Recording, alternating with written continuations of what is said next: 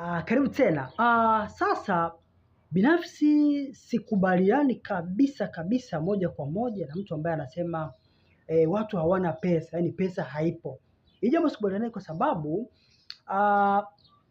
kama magari yako barabarani yanaendelea kutembea, sheri zimefunguliwa, mabaa yamefunguliwa, hajawahi kufungwa, watu wanaenda sokoni, nguo zinanunuliwa, simu mpya zinatoka, viwanja vinanunuliwa, watu wanajenga, yaani maisha yanaendelea kama kawaida. Wewe ukiniambia watu hawana pesa, kwa kuna namna fulani sikubaliani na wewe, ni either kuna uvivu fulani labda unao, labda matumizi yako ni makubwa kuliko kipato unachokipata, kwa unajikuta mwisho mwezi ukifika hiyo ile isha na nini. Lakini kuniambia watu hawana pesa, kwa kweli bado sikubaliani na hiyo hoja. Yaani ni sawa na mtu ambaye anasema watu hawana chakula, watu wamelala njaa. No, sema mimi nimelala njaa.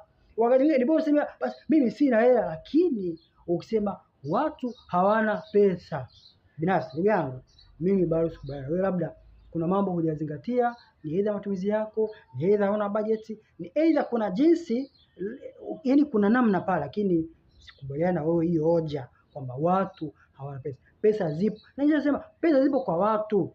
Ni wewe kutoa thamani, kutoa kilicho bora, kuzichuma.